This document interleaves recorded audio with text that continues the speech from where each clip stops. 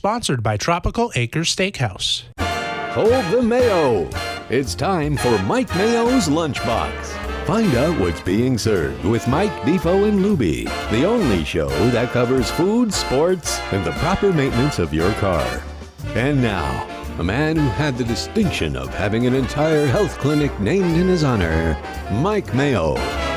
I want the flim flam sauce with the awesome fave, with shafafa on the side.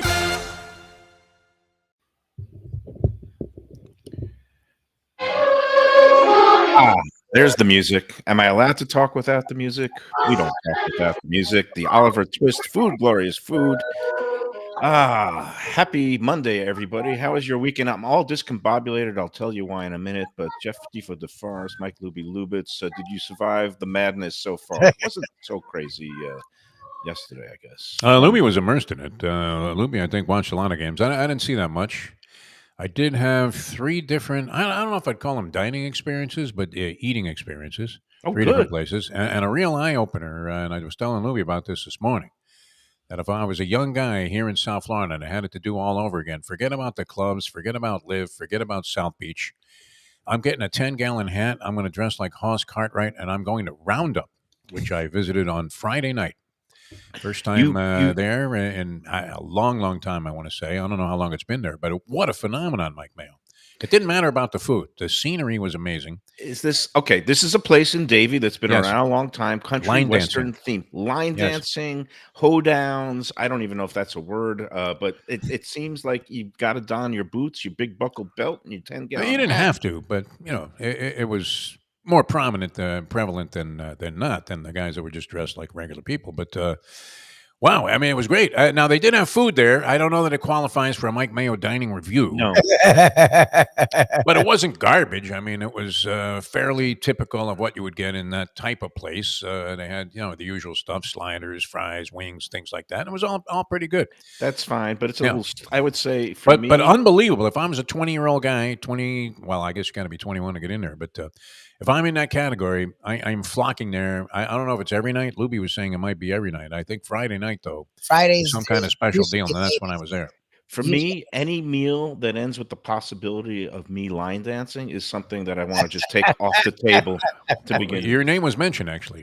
It's a lot of fun. I'm telling you. As in the context of, can you see Mayo doing this? Oh, man. So I went to a disco-themed birthday party yesterday. Oh, good for you. at Yeah, this was a Park. birthday party. My That good friend was Shirley. very well catered with some great Persian food from a place that I reviewed at the Sentinel. But the party was in Hollywood. The restaurant's in Sunrise. I think it's called Kuluk's Persian. It's called Kebabi Cafe. That's it. Anyway, the food was great, but it was a disco themed for a 50th birthday party. At one point, they were playing Saturday Night Fever, the Bee Gees theme song, and I broke into my best Travolta. Where it's done. Get out of here. There's a night fever. Yada-da-da-da-da. So we both had. I saw you bust a move at a time at the Tip when we were watching some music at the Tipperary Pub. I have deceptive. It's kind of like that. You sort of sauntered out to the dance floor. I don't know if deceptive- sauntered is the right word. You sort of stumbled out to the dance floor. Sashayed, Yeah. waddled. I don't know what the verbs are, but all I know is You that- hadn't been hitting the heavy bag or the food as heavily at that time as you have been in recent times. I got on the scale this weekend. If anyone good. wants to venture a guess, now that we're 2 months into sort of my body reclamation project, Yeah. anybody care to venture? a Are you guess? into it now? I mean, you're on the project. Are you officially on a reclamation mode? Well, I mean, I'm attempting to. I actually did a shopping spree yesterday that involved nothing but fruits and vegetables. However, over the weekend, my research into yeah, food what was this? items- You had like a dozen bagels in front of you. Yeah, what is the bagels. Now I'm surrounded by carbs here and like big fluffy. Well, eat a few of those. That'll offset the fruit and vegetables. But first, man, I'm all over the place. Let's get to anybody want to venture a guess as to my weight now? Because remember, a couple of months ago, I'm when I gonna started, put was about Lubie on the spot 240. here. I think it was 241. 241 was what, a high for you or just an average? Not a record high. My record Walk high around is weight. 255, alarmingly so. 255. When I was still at the Sun Sentinel reviewing restaurants for a living. Okay. All right, so you slimmed down to 240, or were you hovering around 235 for a while? At one point, I think back at like 232 or something. Oh, Like okay. that. All right. So I how long need to ago go. was that? Well, we need some background on this. I'm going to say right in the midst of the pandemic when I was biking Oh, 15 miles that's every 2 day. years ago. Come on, Yeah. Mayo. So, yeah. All right. Well, what do you Let's say, say Louis? 250. I was going to say Can you stand up a little bit just so the people get a little I've bit of seen an him idea here? If they're I I'm don't need wearing to my see him. unflattering blue shirt. I've seen him a lot lately. I okay, was 250 because you said 255 is my high, as though you're not you're that. going 250. Oh, And wow. remember, I've spent 2 of the last 3 weekends in New Orleans and New York Yes. doing I know nothing you but walked a eating. The lot New in New York, York. I think, was worse than New Orleans. I know you walked a lot in New York, and I've been walking Yeah. every day.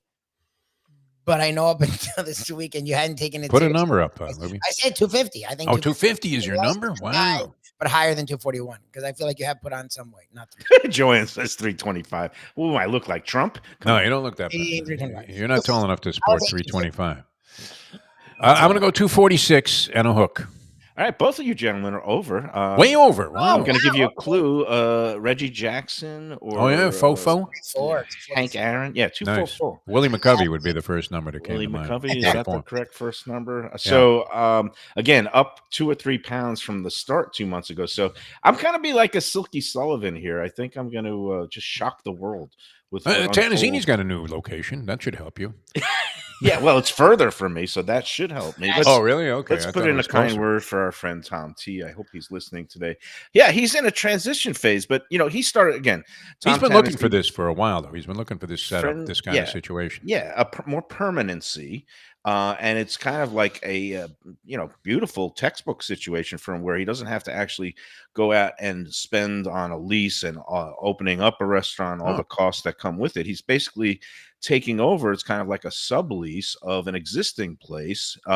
It used to be known as Fries to Caviar, Jimmy's Fries to Caviar in Boca. Okay. It recently has been rebranded as Phil's Place, but now it might be Phil and Tom's Place. But basically, this restaurant is in North Boca. It's on Federal Highway, 6299 North Federal Highway. So it's pretty close to that border with Delray Beach, which is a sweet spot for Is it like both. Spanish River Drive, that kind of area? Yeah, north of Spanish River Boulevard, north of Glades Road. It's in an area that has a bunch of good restaurants. Arturo's is a longtime Italian restaurant that's nearby there. But Fries to Caviar started off as a place that specialized with French fries and caviar, which is kind of an odd combination. But Sounds it was trying to be like a highbrow, lowbrow Yeah. thing. And then it got taken over by a guy named Phil Hawkins. He bought it from the original ownership a few years back. Phil was on the Let's Eat group and kind of a very regular member for a while. But I think the whole group,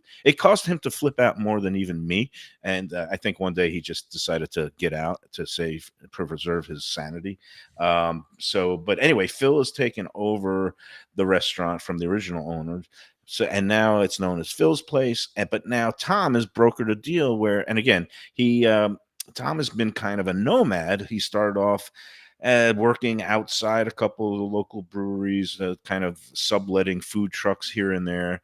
He started off because he's a semi-retired chef, and he's like, that's the thing. And a lot of people who are new to the Tom thing see him posting everywhere and like, this guy's great. Why is he doing this? Well, he's supposed to be retired.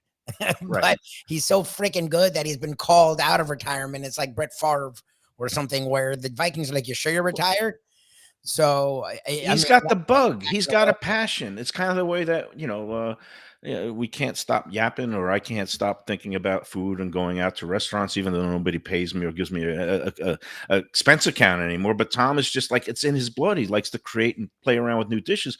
He's a guy who's originally from South Florida, spent his time, a considerable chunk of time working in New Orleans, I think for the man himself, Emerald. Correct me if I'm wrong, Tom. But also spent some time in the Philadelphia area. The man knows how to cook. And, he lays down some of the best roux, the Holy Trinity, and then he builds that to make his gumbos and red beans and rice, and some of the finest I've had anywhere, let alone, including the places in New Orleans that I just was. So I'm happy for him. He had a long-running stint on Sundays at this Nobo Brewing in Boynton Beach, and he had his last service there yesterday, bittersweet occasion. And then he also had been for the last few months down near us in Fort Lauderdale, which was, much more convenient for me. So I would stop in there. It was like a weekly regular for me, which was actually not so good for my weight loss program. But we wish him nothing I but would the hardly best. call it that a program that you It were was on. good for Tom. You were And- programmed for something, Mayo, but it wasn't a weight loss. Well, it's a deadly combination. More like when an explosion. when you go to a place that they only serve like beer and his food, and Cajun food, yeah. Yeah, it's like one thing I could get away with a little vodka sodas and maybe a cup of gumbo, but when you start doing down in the beers and it's just carb city. But we wish Tom well because he's going to be now, I think, Tuesday through Saturday. He's kind of basically running his own show, and it's like getting his own restaurant, but without all the associated startup costs. And I guess he has some sort of deal with Phil that they're going to be, sharing the profits and all. Hey, that's a real boon for the people that were patrons there already. I mean, think about that. You just went, I don't know if they were serving any kind of food in the interim since they were fries and caviar or whatever that was, but wow. I mean, to have Tom Tanazzini there on a permanent basis without having to deal with all the other impediments there are and moving around and having to schlep things all over the place, and then you forgot something or whatever, and you got to send somebody back home, you get a flat tire, all of this stuff that was going on that was making them mashugana. Wow. I mean, imagine if you're a regular at this place and this is what arrives. I mean, it's like having Bourbon Street come to you. And he's also got full liquor there as a bar, so you can have the lighter side vodka and sodas with your, jambalayas and that. Oh my God, that lasagna, the family lasagna. That's a killer, yeah.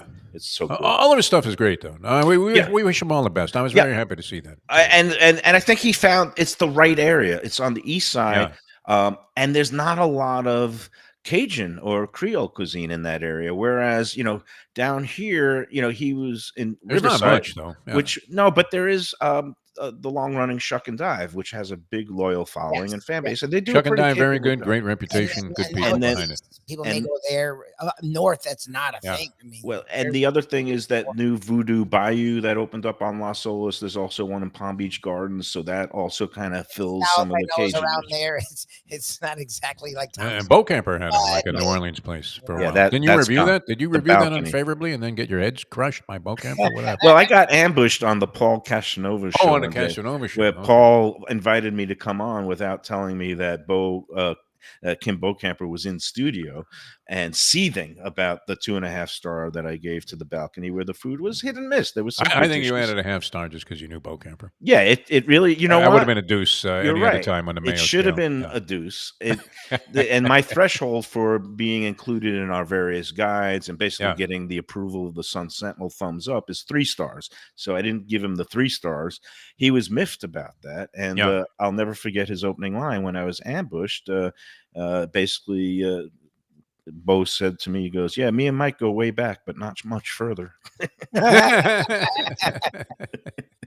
are you gonna do, man? You're trying to do your job, man. You're trying to be honest. You're trying to be objective. Now, if every place seems like it's outrageously good, then your credibility is going to go down. So now, speaking of honesty and credibility, this brought me to my weekend experiment and a carb. I was bored on Saturday morning. The rain finally broke. I was feeling lazy. I was going to be betting horses all day on my couch, and I decided to take a trip up to Pompano Beach, where Bagel Snack is, a place that I've never been, and I don't know if you've heard of this place. It's on Caroline Road. Get some good steam. It seems like it's a favorable review in general for this place. No, yeah, have you been in there? Because it's just down the road from the track, whatever they call it now. I have to say, I don't go to a lot of. I used to like. There wouldn't be a week that went by that I didn't go to some bagel place and pick up some bagels, but it's no longer in my repertoire of things to do. Okay.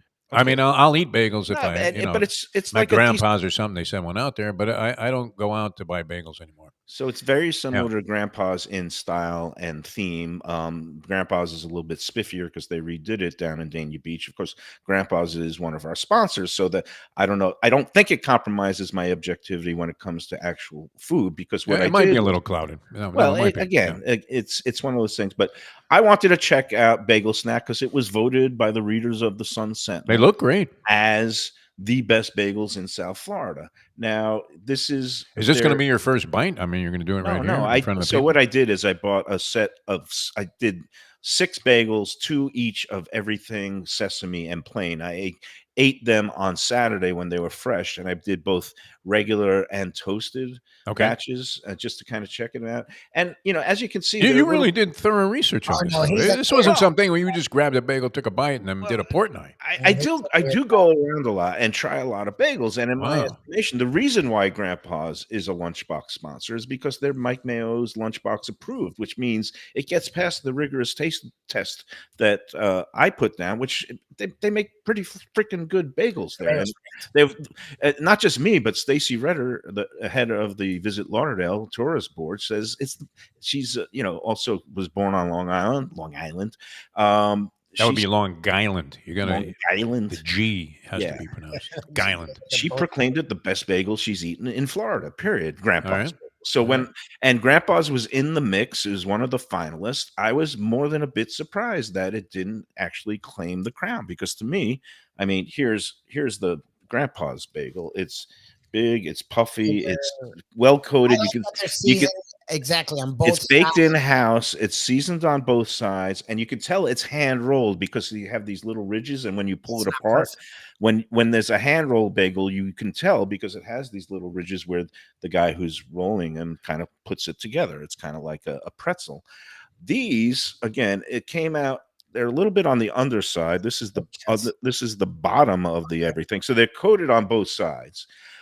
Little bit underdone in terms of the exterior, the shell, not as much of a brown or a golden sheen, and they're a little bit soft on the outside too.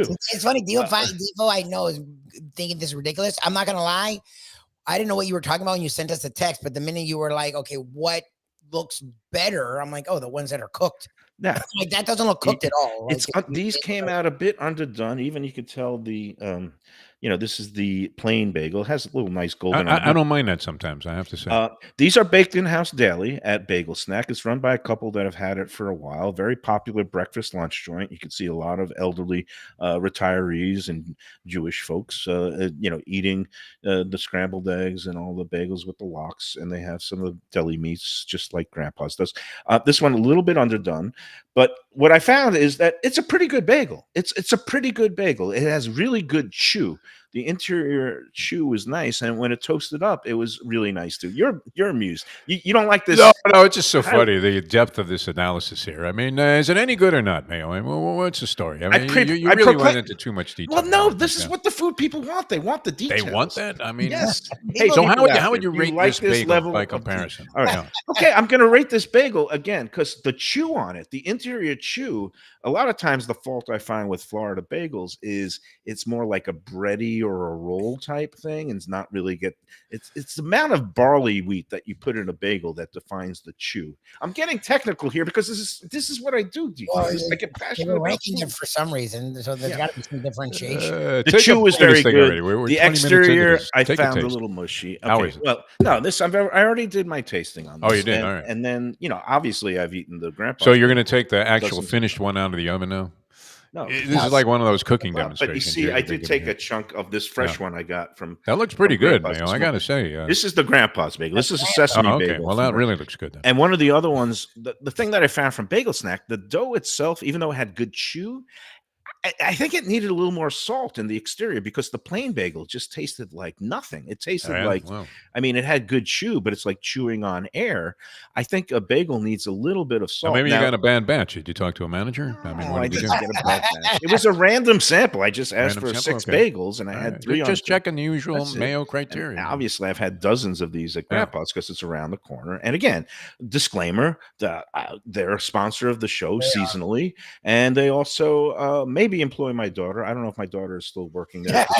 She's got a case of senioritis. Going at a chair every time we're in there. So, but look at this. Maybe a slight subliminal bias here. It's possible. But as we discussed with the owners, Mark Goldberg, Mark Free, they make a bigger, heftier bagel here. They make a 6-ounce bagel. The Bagel Snack ones were 4 ounces. So again, if you like kind of a daintier, smaller bagel, I would also recommend Grandpa's. They sell mini bagels, which are 3-ounce bagels, which is really a good deal too. But these are their standard bagels. I've taken a chunk out of it, but their dough itself, can be on the times a little bit airier and breadier and not as denser. The other one's a little bit denser. But when you toast these up, they have a great chew. And they also, you can tell that hand roll when it just pulls apart. And you can just see it's like that's the seam where the hand roll was. And you just kind of take it. It's beautiful. Just look the way like that. There is some bagels don't have a flavor, and I get it. You put cream cheese on it, so that's where a lot of the flavor comes from. Right. But like you guys know, when a bagel's fresh, you don't need anything on it. Like no, it's like a fresh pretzel. You don't even need the mustard. You know, like, and it should have a little bit of salt in the dough. I'm sticking with Grandpa's as my reigning champ. You know, if I'm going to go on a Portnoy scale, I give Grandpa's an 8.6. I'll give the bagel snack a 7.9. And next time I'll ask them to get more of the well done bagels if they have them, because I like a little bit of a crispier sheen. So there you have it. That's my review. The readers of the Sun Sentinel have proclaimed these the best bagels in Florida, and I proclaim these, the Grandpa's, the best in South Florida. Now, I have still not eaten Goldberg's, which is obviously associated with Grandpa's. Mark Goldberg is a common co-owner, and I think he's using the same bagel recipe. So I'm going to say probably Goldberg's is along the lines of the Grandpa's. I went looking for the new place that you were mentioning, Defo. That's like a cousin of Chesapeake Bagel. Where is that place? Because I couldn't find it. It's right by 95 on Commercial. Used to be a Subway sub shop. It was kind of a real small, compact place. And they call it something else, but they have Chesapeake on the name. So obviously they're an offshoot of Chesapeake Bagels, which I think if you polled 100 people, you'd find a high 90% would think that Chesapeake Bagels was competitive with anybody else. A little bit of a different style because, again, they're smaller. They do a good job there. But they're very good. They're in my top five. Don't get me wrong. Chesapeake Bagels in my top five when it comes to the bagels in South Florida and Broward. You know, there's a lot of these hole-in-the-wall bagel delis around. Not many of them are baking on premises. A lot of them get it from a central distributor. But there are a few, like Grandpa's and Bagel Snack, that are baking on premises, and I believe a couple places in Coral Springs in your neck of the woods there too, right, Lubie? Is there a place? Places. It's like Defo. Like my family, we used to go for breakfast every weekend. And now we really don't. So it's not. I still have a taste for bagels. My wife loves a nice bagel, but I just don't eat it. Like in this area where we live, it's all over the place. We're in Coral Springs, right by Parkland. So like, there's bagel shops everywhere. I haven't been to a ton of them, but you hear great things. So I don't know. Maybe I have to get back out there. But what I'm curious is, you're talking about rating things. How did the contest go? Since we're almost half an hour in. Oh yeah. Well, I was going to take a break. Let's take our first break, and then Joanne was just asking about how would it compare to the old Sage bagels. Sage, of course, had a great. That was my former reigning champ until they sold. They became Moe's, a second outpost of Moe's, which has its original in Aventura. I just don't like them as much. And Clive, the longtime deli manager at Sage, went over to Grandpa's, is running the show at the deli case. He slices the lox real thin. But Clive went to Grandpa's, and so has my allegiance in terms of what I think is the best bagels. Sage at its heyday, I would say maybe is a tad better than the Grandpa's bagel. Maybe we'd rate that at an 8.7 as opposed to 8.6. They were great back in the day. All right, let's talk about Tropical Acres. Then we'll do a break, and then we'll come back and discuss the contest. One clear-cut winner. I love it when it's like that. But I also love going to Tropical Acres. And yes, I was there. I made it a pre-poker tournament appearance on Friday evening for happy hour. I went in there. You know, they don't start the happy hour officially until 4:30, when you could start ringing up the half-price drinks. They open the doors at 4:00. It was too deep at the bar by the time 4:30 rolled around. They get so many people in there for that happy hour deal, including me and my poker buddies and my friend Scott. And we downed a couple of those beautiful martinis, Belvedere martinis. Again, they're still on there for only, I think it was $16, $8 a martini. It's crazy. And my buddy Dan, he was drinking some Casamigos tequila straight up. And, you know, at the end of the day, we got a bunch of dishes, a couple of noshes, and had 6 drinks in all. And I think the total bill was like $60. It's crazy. So you can't do better than that kind of value. And that's why I love Tropical Acres celebrating their 75th anniversary. It's officially going to be the 75th next month. And they're not making that big a deal about it because you know what? They're pros. They're like, when they find the end zone, they don't put on a big dance and spike it. They just kind of say, yeah, we've been here before. So year after year, the place to go for the great prime rib and the filet mignon. And it's coming up, the end of stone crab season will mean the beginning of twin lobster season. We love that. And of course, this Sunday, Easter Sunday, I haven't checked if there's still availability, but why don't you do that? Give them a call at 954-989-2500 for their Easter Day availability. They'll be open 1 to 8 p.m. the rare Sunday that they are open. Usually it's Monday through Saturday. Tell them the Lunchbox sent you, 2500 Griffin Road in Old Fort Lauderdale. All right, more of Mike Mayo's Lunchbox coming up in a moment. For Gilbert's 17th Street Grill. You know me, I love family-run places with quality food at fair prices served with passion and pride.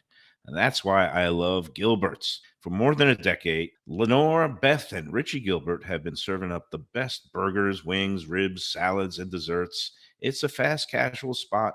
Everything prepared fresh to order from an immaculate open kitchen. They're at 1821 Cordova Road in Fort Lauderdale in the Cordova Shops just south of 17th Street. Open every day but Sunday. One of my favorite burgers in South Florida. Big, round, juicy pucks of 100% Angus beef, char grilled to perfection. And don't miss the sweet potato fries on the side. They're legendary. Go to Gilbert's, feast, and be happy. Tell them the Lunchbox sent you. When I'm looking for some wicked good food for a wicked good lunch, there's only one place to go. That's Wicked Cheesesteaks in Fort Lauderdale. It's at 4824 North Federal Highway, just south of Commercial Boulevard and across from Holy Cross Hospital. My friend Brian there, he will hook you up with some really tasty treats. They've got cheesesteaks just like the best you can find in Philly, along with lobster rolls, because that's where he's from, Maine originally. And they have wings and pizza and everything you want to have a really good time. Wicked Cheesesteaks, they're open every day but Tuesday. Check them out online, wickedcheesesteaks.com. Tell them the Lunchbox sent you. If you're looking for a great place for steaks, seafood, and more, go to Tropical Acres Steakhouse and Butcher Shop. It's at 2500 Griffin Road in Dania, just west of I-95 in the airport. They've been there a long time, since 1949. That means they're doing something right. You'll get old school hospitality from the Studiali family, along with great value for tremendous service. Of course, you could also go into the bar for happy hour every day, 4 to 6, and they have great value all night long. Also, a butcher shop that's open every day from 10 a.m. to 6 p.m. except Sunday. The dining room is open every day at 4:30 except Sunday. Go to Tropical Acres. Tell them the Lunchbox sent you. To me and say, Mike, where should I go out to eat? I got guests coming from out of town. Where should we go? Cafe Seville. That's the answer. 2768 East Oakland Park Boulevard. It's a Fort Lauderdale perennial, serving the finest in Spanish and continental cuisine in a cozy, friendly, comfortable setting. Joey Esposito and Sally, his better half, they've been running the place for a long time. It's been open since the 1980s. They got great Spanish classics like paella, shrimp with garlic sauce, and all kinds of great seafood dishes. The stuffed veal chop, oh, that's my favorite. Go to Cafe Seville. It's open every day but Sunday at 5 p.m. for dinner. Tell them that the Lunchbox Mayo and Defo sent you. Do you like burgers? Do you like wings? Do you like late night food and sports on big screen TVs and cold beer and friendly vibe and great people? Then you want to check out Shenanigans, 1300 South Federal Highway in Dania Beach. Go to Shenanigans, you get yourself all the good stuff, the fresh fish every day, the black and grilled wings, and of course the kitchens are open late. Go there, tell them that the Lunchbox Mayo and Defo sent you. That's Mike Mayo back on the Lunchbox. Mouthful. Look at the cream cheese I got. What kind of cream cheese are you guys? What do you go for? The plain? I got the scallion. You like the lox? Lox spread, lox spread. Yeah. Defo, any preference? Oh, plain. And you like butter, right? I do like butter on a bagel. Yeah, you like butter on the mozzarella. He's on a nice everything. And everything bagel is nice with butter. Nice. All right, enough bagel talk. Let's get to the contest. Meanwhile, I guess after the zaniness of Thursday, Friday, I guess Saturday, Sunday was pretty formful, right? It was boring, right? I kind of fell asleep watching that Duke, the monstrosity. There's a lot of chalk and a lot of blowouts. So, and again, like Cinderella's slippers came off early this year for everybody. And au revoir to Dusty May. We had him on the Lunchbox, friend of the show. And him and Ed Garcia can go off and eat all the Texas Roadhouse bone-in ribeyes that they want. Because Ed Garcia, our main man, who's a Michigan alum with Texas Roadhouse, happy to welcome Dusty May into the arms. I think he's going to do well up there, even though he did a horrific bout of coaching. I mean, if anybody wanted to, nobody really ripped him for it locally either. Talk about kid gloves treatment. They don't care. I mean, they don't care. They don't care about FAU. That's the whole. That's actually, it goes to show how good of a job he did. Is that they don't give a crap about FAU basketball. When we were watching the end of that game at 10 Palms at Gulfstream on Friday, I think Defo was distracted by horses, but you were watching it. I was very out and annoyed. What was it about that final minute? I mean, first, I still don't know if they had a timeout or not when they had the ball with like 8 seconds. They chose not. Look, and again, a lot of people will say if you have the ball in your best player's hands, and he's a veteran guy, don't let the defense set up, and that's he didn't even get a shot off. That's my problem. He pulled up for two. I mean, in this day and age, when you have Steph Curry's and and Damian Lillard's, guys want everything to be from 40 feet out. So I wouldn't trust a player to not take a timeout there. So that was my frustration with Dusty May there. Look, he'll be fine in Michigan. I think he'll do a good job. He's a young dude. It's why you saw him struggle at the end versus last year San Diego State, and the same thing this year. They should not have lost that game, but they played horrendous the whole game. And the fact that they were in it goes to show you his capabilities. And I think he'll be good in Michigan. And I don't know what FAU does now. I wish them luck. Yeah. It's well, they build a little bit of a basketball culture, so maybe somebody who's on the rise, but I know nothing about the intricacies of who's in the hunt and which assistant coaches are on the rise and all that stuff. Have you heard anything, Defo? Do you have any ears to the ground? And is Jim Larinaga safe at UM? I guess that's if he wants to come back, I would imagine. Yeah, he signed a long-term deal not too long ago, long extension. The guy's great. Had a bad year this year, but he's been in the game long enough to be able to recover from that. Nothing. No, FAU actually has become a decent destination for coaches that are in a variety of different circumstances. You might get another young up-and-comer like Dusty May to stick around for 4 or 5 years. Big-name guys that have unfortunately fallen on hard times in other situations have used FAU both in football and I don't know that it'll happen in basketball, but it's a possibility that you get some guy that was just let go somewhere else that wants to rebuild his career here. But it's not an unpopular destination. It's no longer like, what, FAU? Because Dusty May put them on the map as a basketball entity. So, I would imagine they'll attract a pretty good coach. And their athletic director is excellent in terms of dealing with talent. White is his name. I believe it's Brian White. And, wow, he does a great job, this guy. So I would think they'll find somebody that will be able to help the program along. But I don't know that they ever reach this height again. I'm not sure that that's achievable. I think Dusty May did a remarkable job. That was crazy. Can you believe it? I mean, a year ago, we're talking about UM and FAU both being in the Final Four, both coming out of nowhere, shocking the world. And I think that this team was a little bit haunted that, sometimes you use it as motivation, but the way they gave away that game against San Diego State in the semifinal last year was pretty horrendous. And I bet caused a lot of sleepless nights. But in general, Dusty May had great success at the end of ball games. In fact, that was one of the great characteristics of the team last year, their late game resilience, as we dubbed it. And so, I mean, if he fell a couple of times, he had any number of games where, what would you say that was coaching brilliance then when he was pulling these games out? He took the team far past anybody. The odds to just make a Final Four with that team last year were probably astronomical, 300-1 or something, and he got there. So, it's just that when you get that chance and that once in a lifetime chance, and I think often of the golfer Mike Donald, who was once on the show, my man, the show. Donald, yeah. But he came so close to winning that U.S. Open in 1990 at Medina. If it wasn't for Hale Irwin sinking a 75-foot putt on the 18th hole, the 72nd hole, the last hole of regulation to force a Monday playoff, Mike Donald would have been a U.S. Open champion. Talk about every man. And I made a big difference for him because it came with a 10-year exemption. everything. And So he's this guy ended still up playing in Mexico after that. Just yeah. because of one guy making a lucky 50-foot putt. So it was crazy because there were so many what ifs, and then even he held tough in the 18-hole playoff back in the day. They had a full round of a playoff in the U.S. Open, but yeah, it's just to come so close. And in England, the tabloids have a label for it. They call him a nearly man, nearly Nearly, like he nearly won the U.S. Open. And in that sense, FAU was a nearly team. They nearly made it to the championship game. They probably would have gotten smoked by UConn, who looks just as good this year. I don't know what's going to happen. But anyway, on to the contest. Yes.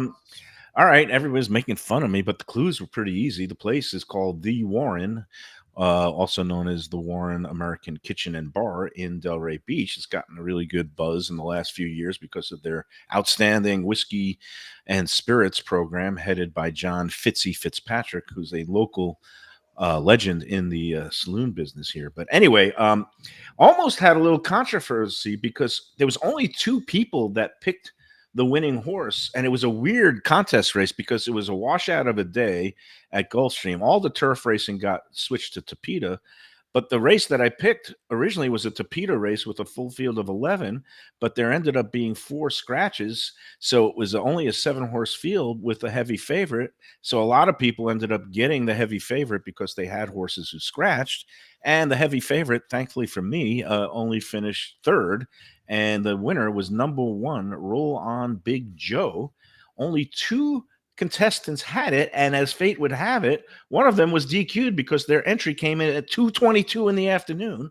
And as we know, if it comes in afternoon, that is one thing I am not lenient. I'm not like that judge or that appellate court in New York, reducing the bond amount from 470 million to 160 million, letting that guy slide once again. He is the Houdini of the 21st century, is he not? I don't even want to mention him anymore. But anyway, that left it basically. Eric Koch is the only guy who had number 1 in the Warren, and then it just made the NC State winning a formality, and he had NC State by 8. Pretty good. NC State won by 6. So he did a pretty good, fantastic job, even though it was no sweat for him. He didn't even have to sweat the outcome of the game. So congrats to Eric Koch. From the Koch family. I'm sure that's going to be very well received by certain members of the audience named Joanne. But congrats to you and a guest have won a all expenses paid brunch for 2 at 10 Palms at Gulfstream. Man, it's going to be a fun time at Gulfstream this week. Are you salivating over the Florida Derby and the undercard, Defo, or have you not been paying it much money? Yeah, I enjoy the Florida Derby. It's always a great race. A lot of fanfare out there. And yeah, it should be a lot of fun. And I always like the Fridays before the big races at any track. Well, whether you're in town here at Gulfstream Park, the Friday before the Florida Derby is always a very, very festive occasion. So, yeah, it'll be a lot of fun being out there this Friday. And, you got to love the promise of spring, my friend. I do. Where new talent is being unveiled and maybe unleashed. And we shall see in the Florida I'm hoping that the rain gods have unleashed all that they had for this month over the You know what? It weekend, wasn't too and bad. that's We good. shouldn't cry, though, Mike Mayo, because I was lamenting it. Friday, I got washed out. I couldn't get my walk of life in. I had too many other things to do during the time where it was actually dry, which was very infrequent. There was a couple hour window in there, but we had 2 days of that, and then we've had like 100 days of this. So how can you complain? I mean, a couple of days of rain mixed in there are actually good for the soul, I think. For our friends at Gulfstream, Joe Beja, they would like a dry Dave track, Joseph, sure. we want a nice, beautiful, gorgeous, sunshiny Thursday, Friday, Saturday, so that the turf course dries out. We get and the turf Miami racing. Open too is ongoing, and they need the good weather. They got washed out a little bit and really messed up with the rain. Miami because they Open. played some matches on that Friday, actually. Yeah, well, the Miami Open is dead to me. As soon as they moved off of King Kibis game, I didn't give a crap. Still a great tournament. I mean, you have the I best know, you're a players in the tennis world guy. here in town. Look, it's not as nice as atmospherically as Key Biscayne love was. Key Biscayne. It's a little less of a schlep, and even with that, I still would prefer to go to the Key Biscayne location I love just that because of location. the sort of It was super ambiance nice. of the whole thing. But Yeah. you know what? If you have to make do with something else, sometimes you got to shift gears a little bit.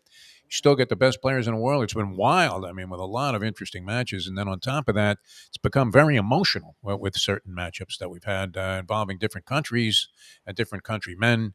As you had a Brazilian guy named Wild going against a Puerto Rican player, Jerry, and the crowd was so rowdy that after and even during points, the chair umpire had to admonish the crowd to please show respect to both players. I mean, this thing got crazy. So it's still a great event. I mean, the fact that it's not at Key Biscayne is unfortunate, but it's still good. That's good. I haven't gone to it since it's been at Key Biscayne. Your man Craig Minervini could have made a contribution to Let's Eat South Florida. He was complaining about the $10 lemonade, and it was a thread that got a lot of traction just on his own Facebook. I missed it. I kind of thought it was a Let's Eat thing. I'm like, what is he?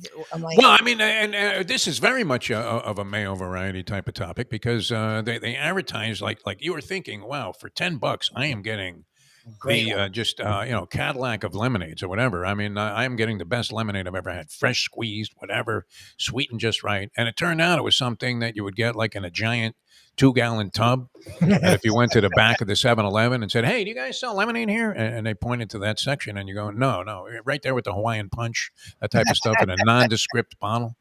So he said it was awful for $10. Should have come with a friction dance. But complaining about the pricing and quality of things you find at sports events this is a guy that is always at sports events too. But it's tantamount to me complaining about $5 seltzer at a casino.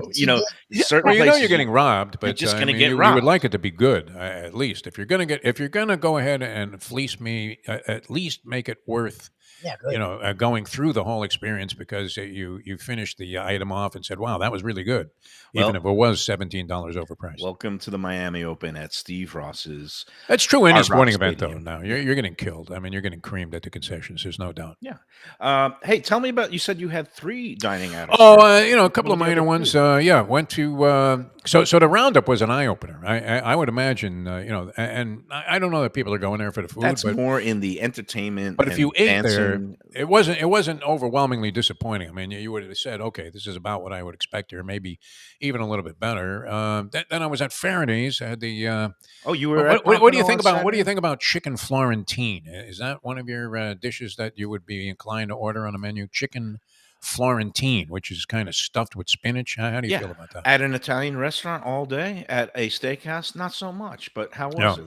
Oh no, that's one of their better dishes. I'm not a huge fan of their steaks. I think they're okay, but I've had better. In fact, I would say the Texas Roadhouse steak at $32 was a lot better than the one that you would pay $65 for. Not to keep harping on it, but man goes to steakhouse, orders chicken Florentine. Man goes to Greek restaurant, orders steak. I just no. They have a lot of stuff on the menu. Don't even try that garbage again, Mike Mayo, because they have a diverse menu. It's not just a steakhouse. Steak, obviously, it's not called a steakhouse. It's they have steaks, but they have other things. I think they do. And the people that are serving recommend some of the other things on the menu. So this was another comp meal of the slot machines that brought you, or was it paid out of pocket? It was a comp. In that case, I'm not complaining about it. I'm just making a point. There's nothing tastier than a comp to dinner, especially. No, it's good. It's good. Well, never mind that place. Okay. No, they look. It looks. You know what?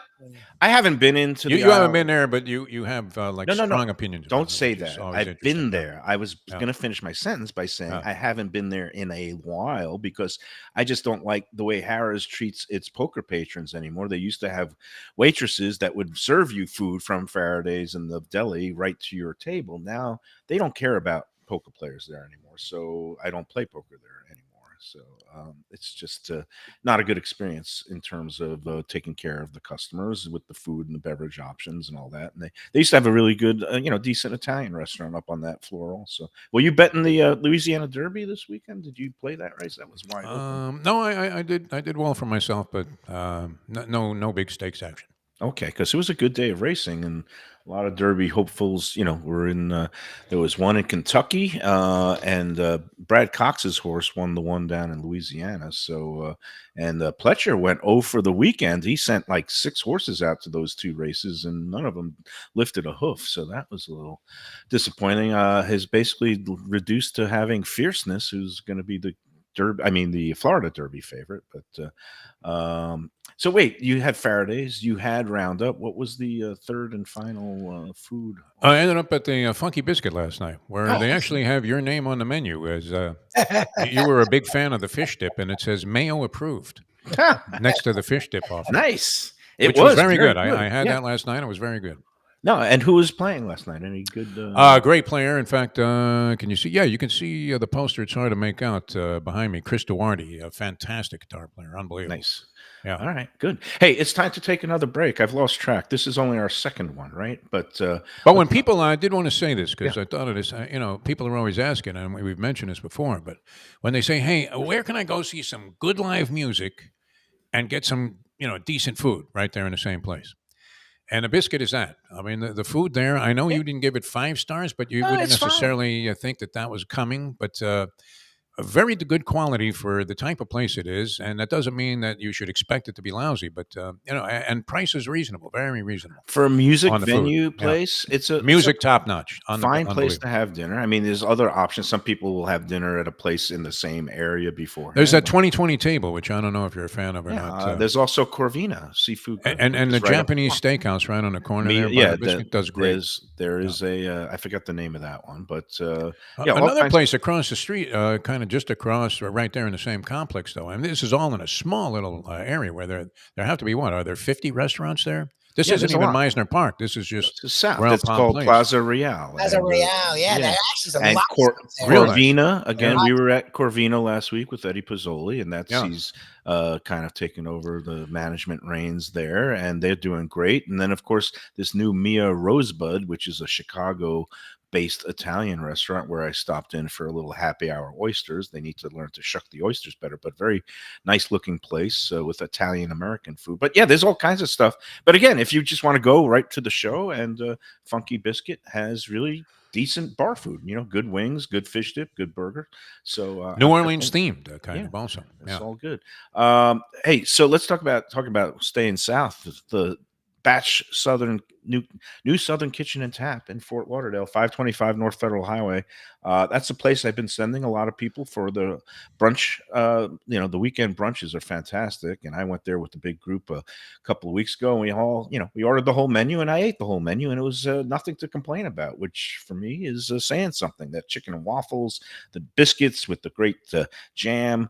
You have the eggs Benedict over the spiced shrimp, over the fried green tomatoes, all these Southern classics. Just they do a great job there at Batch New Southern Kitchen. Of course, they got the free parking in the garage next door on the side street, 4 hours of free parking, along with they have the Whiskey Wednesdays, where you've got all kinds of great deals on their in-house drinks that they make. They have the pecan infused whiskey, and of course, they also have live music Wednesday, Thursday, Friday. It's open 7 days for lunch, dinner, and that weekend brunch. Go into Batch and tell them the Lunchbox sent you. All right, coming back with more Mike Mayo's Lunchbox on this Monday in a moment. Italian food in a beautiful beachfront setting. Have I got the place for you? Casa Calabria at the Ocean Manor Resort, 4040 Galt Ocean Drive in Fort Lauderdale. Highly rated across all the restaurant review platforms, and totally Mike Mayo's Lunchbox approved. Delicious, authentic Southern Italian food in a cozy dining room overlooking the Atlantic. Live music in the lounge, full bar, and a great wine list. Owner Frank Talrico takes great pride in his family recipes from his native Calabria. Fresh fish and seafood, veal, house-made pastas, and marinara sauces smooth as silk. You gotta try the imported meats and cheeses on the antipasto platters, and don't miss that ricotta gnocchi. Fluffy little pillows straight from heaven. Casa Calabria, open for dinner Tuesday through Sunday, closed on Mondays. Tell them the Lunchbox sent you. Hey, it's Mike Mayo. When the Brooklyn boy in me wants a good bagel with Nova, or some matzo ball soup, homemade knishes, or a great deli pastrami sandwich on rye, you know where I go? Grandpa's Cafe in Dania Beach. It's been around a long time, an institution, but a little over a year ago, a pair of New Yorkers came in, bought it, and refurbished the place. It's beautiful, and they are now serving great breakfast, brunch, lunch. They've got the omelets, they've got eggs Benedict, they've got all kinds of great baked goods like rugelach. Grandpa's is just off Federal Highway on Southwest First Street in Dania Beach. It's open 7 days. Go in there, tell them that the Lunchbox sent you. Fish, a sophisticated setting. I'm talking about Corvina Seafood Grill. It's at 110 Plaza Real South in Boca Raton, just south of Palmetto Park Road. It's the place to go for the freshest and local seafood and fish, some of it with a Peruvian twist like their great ceviches. It's open 7 days for dinner. They also have happy hour 7 days a week. You don't want to miss it. It's a great place. CorvinaBocaRaton.com for more information and reservations. Tell them the Lunchbox sent you. Looking for an exquisite sushi experience? Kaizen Sushi Bar and Grill in Fort Lauderdale is the place to go. 5640 North Federal Highway, just north of Commercial Boulevard. Chef owner Hui Lam, he's a sushi savant, slicing and serving pristine fish and seafood flown in directly from Japan and around the world. Nigiri, sashimi, special rolls, and omakase dinners. He's ruined me from going anywhere else. It's that good. Open 7 days for dinner and also for lunch on weekends. Even if you're not a sushi fan, they have great cooked options, including steaks, chops, rice and noodles, and other Japanese dishes. It's fantastic. For reservations and information, go to kaizenflorida.com. Tell them Mike Mayo and the Lunchbox sent you. Delicious Mexican food with innovative twists. Margaritas with a medley of tongue-tingling flavors. I'm talking about Taco Craft, Taqueria, and Tequila Bar. The place to go on Taco Tuesday and every day.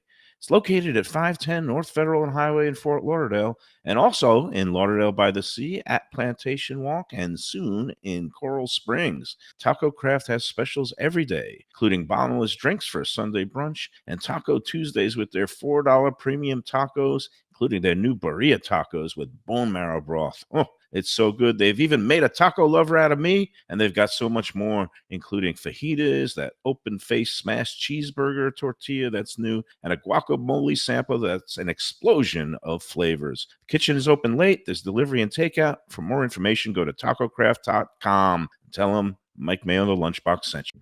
All right, we're back on the Lunchbox, and it is a Monday. It is March 25th already. I can't believe that. Tomorrow we're going to be at Kaizen, welcoming Hui Lam to the official Lunchbox fold, and that's going to be fun with some fish and other treats and his big knife collection. So we got to watch what we say when we're there. But in any event, I don't usually like to trade in rumors, but I hear I'm not at not under the same constraints as newspaper journalism anymore. But the folks at the Sun Sentinel are now running this one down because it's something that's been percolating, and heard it last week from a couple of people, and now people are starting to submit things to Let's Eat, but we don't allow hearsay or unvetted rumors on there. But this is a biggie. It involves a current steakhouse in Boca Raton, Abe and Louie's. I don't know if you've ever been there. That's a Boston-based outfit that had a pretty good reputation. I thought they're doing okay.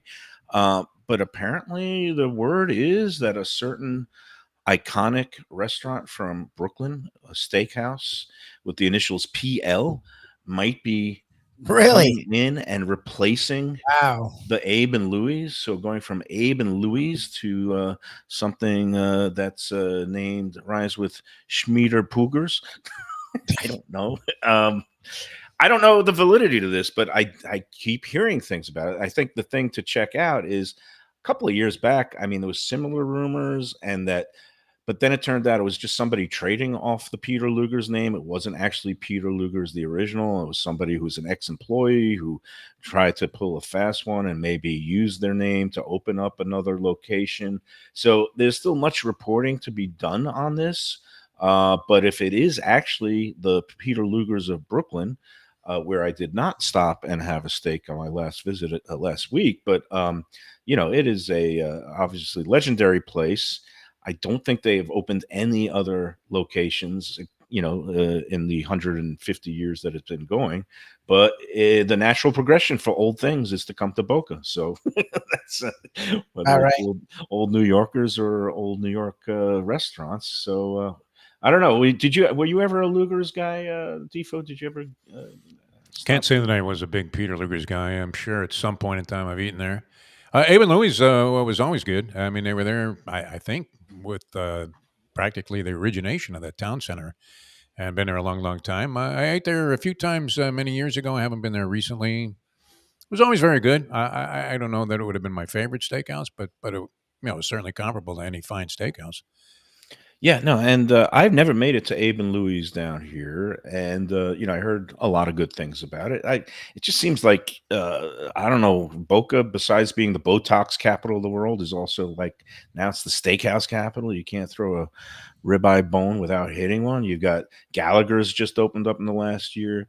You have New York Prime has been there a while. You have Abe and Louie's has been there a while. You have the Capitol Grill. You've got a Ruth's Chris up there. And I think also Meat Market, which is a high-end steakhouse that started off in Miami Beach and went up to Palm Beach. They just opened a branch in Boca. So there's like 7 or 8 high-end, and I'm talking about $200 a head tabs if you're doing it right with a couple of drinks or a bottle of wine. They're all up there. I don't know if there's room for more, but I guess there's enough money up there. But at some point, you'd think they start to cannibalize each other. But to hear that the biggest name of all, or one of the biggest names in American dining, might be establishing an outpost here, it's a little bit intriguing, a little bit exciting, and we don't know if it's 100% true at this point. But that is definitely the word on the streets. So.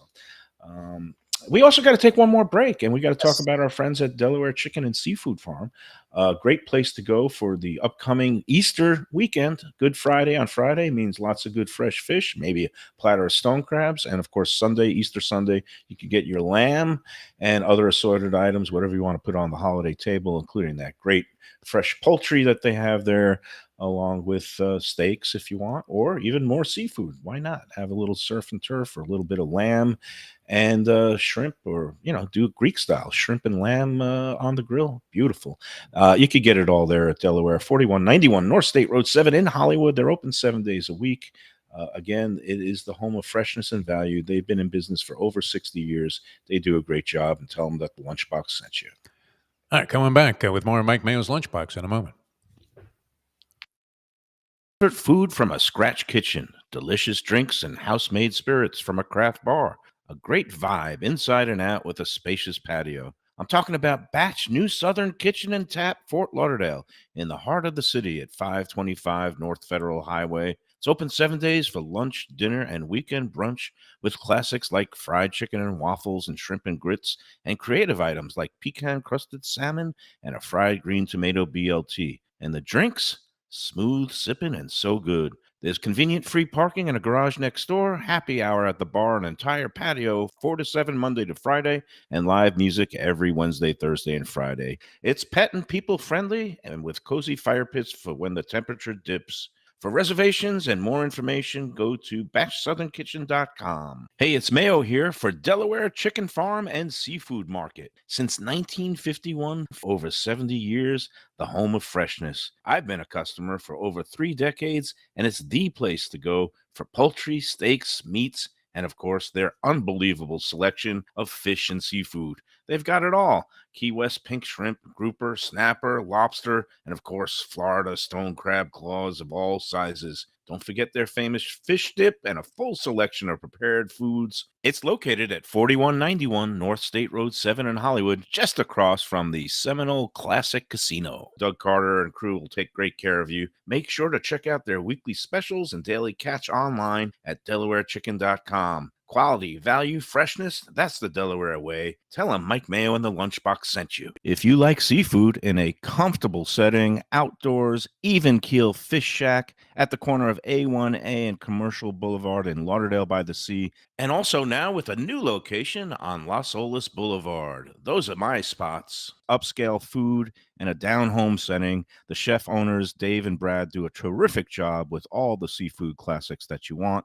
They have the best grilled oysters in town, bang bang shrimp, lobster rolls, and deli fish specials. They also have weekend brunch Saturday and Sunday. They have deli happy hour 4 to 7, and they also have other weekly specials like mussels on Monday and oysters on Tuesday. Go to Even Keel Fish Shack and tell them that the Lunchbox sent you.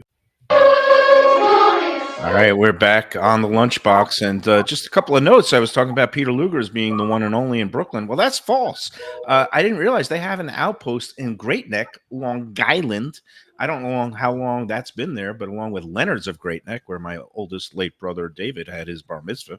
But I didn't realize that Luger's not only has outpost in Long Island, but also in Las Vegas at Caesar's Palace and Tokyo, Japan.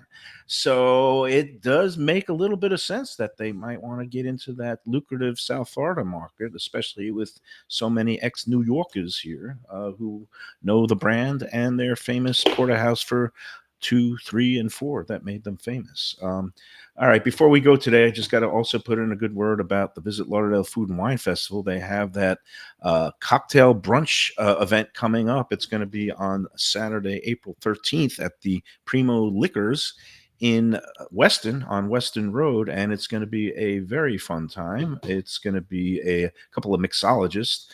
Yuri Sakharov and Lauren Navarro are going to be helping you raise your brunch cocktail game beyond just the usual mimosas and Bloody Marys. Tickets are on sale now. Just go to vlfoodwine.com. Again, vlfoodwine.com. And again, that great barbecue International Whiskey Day event this Wednesday is sold out. So don't even bother with that. But you could also get a ticket for next year's grand tasting if you want, priced very affordably with the early bird pricing. vlfoodwine.com. They are now having events throughout the years. All right, guys, I guess that's going to do it for today. Anything big on tap for tonight? There's no games tonight, right? Or is there? Did he play the Warriors, I guess? I don't know. But there's no college men's tournament. I'm sure there may be women's tournament games, so I don't want Sonya to get pissed off at me. I haven't paid any attention to that at all. Yes. How about that LSU coach trying to get out ahead of a story and in the process just inflaming the story so now everybody can't wait to read it, I guess. She sold a lot of articles. Yeah, so. She did a good job if she's in cahoots with him. It's all rigged. All right, guys, we'll see you tomorrow from Kaizen. Until then, enjoy every bagel and enjoy every sandwich.